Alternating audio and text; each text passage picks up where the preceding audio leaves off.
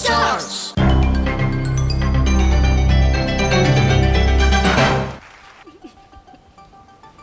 എനിക്ക് എന്താ പറയണ്ട അറിഞ്ഞൂടാ.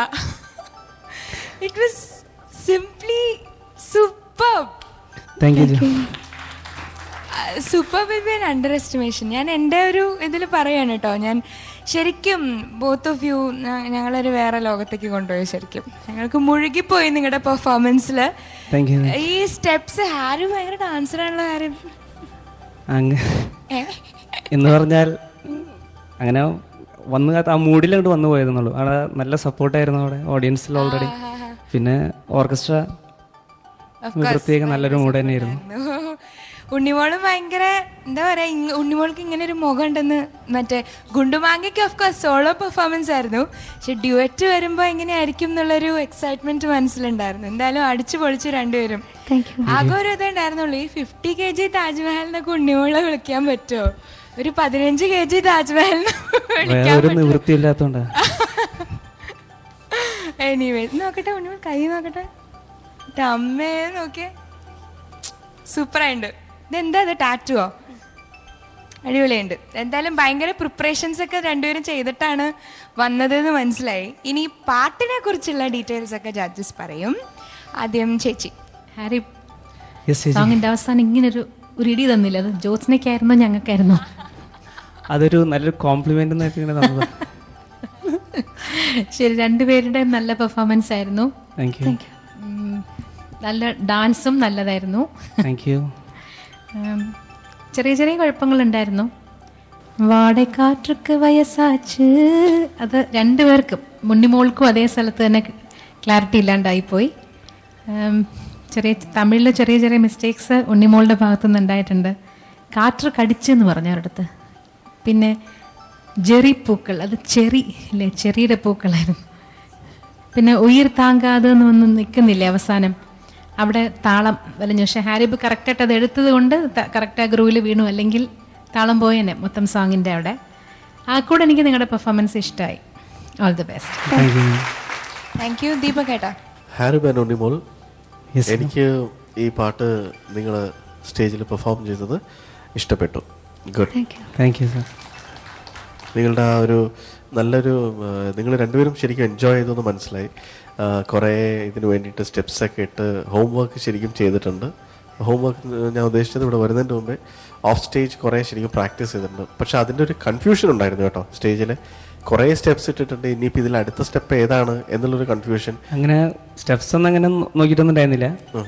ജസ്റ്റ് ഇവിടെ നിന്ന് വന്ന് നിൽക്കുന്ന സാധനം മാത്രമേ ഞങ്ങൾ നോക്കിയിട്ടുണ്ടായിരുന്നുള്ളൂ. ബാക്കിയൊക്കെ ജസ്റ്റ് ഫ്ലോ. ഓക്കെ, അപ്പോൾ എന്താണെന്ന് വെച്ചാൽ എനിക്ക് നോട്ടീസ് ചെയ്തൊരു കാര്യം, എല്ലാം ഹാരിബ് ചെയ്ത് ഒരു 2 സെക്കൻഡ് കഴിയുമ്പോഴായിരുന്നു അങ്ങോട്ടേക്ക് ആ സ്റ്റെപ്പ് വരുന്നത്. അപ്പോൾ അത് മെയിൻലി ഇതായിരുന്നു അപ്പോൾ പ്രശ്നം. ഇവിടുന്ന് ഒരു ബാർ ചെയ്ത് കഴിഞ്ഞിട്ട് അത് പഠിച്ചു കഴിഞ്ഞിട്ടാണ് അപ്പുറത്ത് ഡാൻസ് ചെയ്യുന്നത്.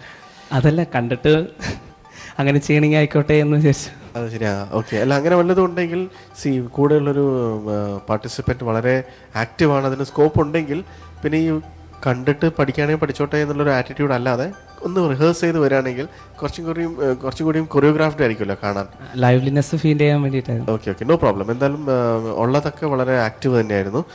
പിന്നെ തേർഡ് BGM, നിങ്ങൾ BGMൻ്റെ സമയത്ത് കുറച്ച് പ്രഷർ എക്സേർട്ട് ചെയ്തുകൊണ്ടാണോ എന്താണെന്നറിയില്ല, പാട്ടിൽ അത് ശരിക്കും ബാധിച്ചിരുന്നു.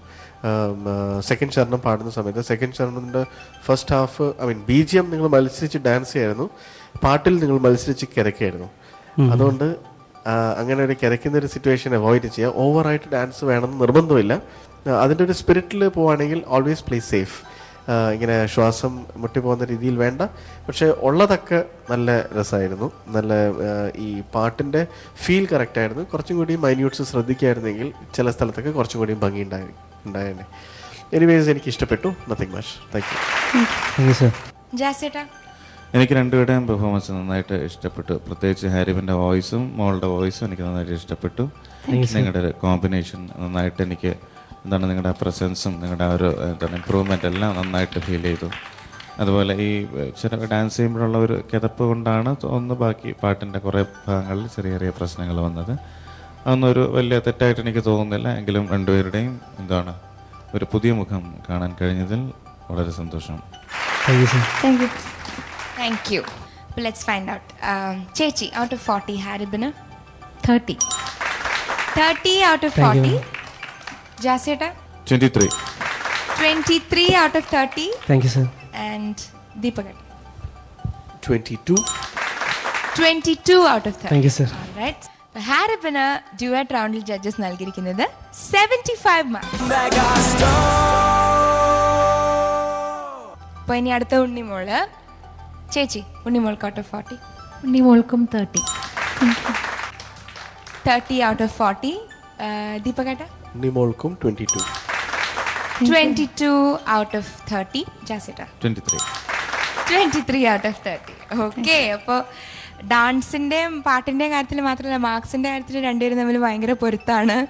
ഉണ്ണിമോൾക്ക് ഡ്യുവറ്റ് റൗണ്ടിൽ ലഭിച്ചിരിക്കുന്നത് 75 മാർക്സ്. Thank you.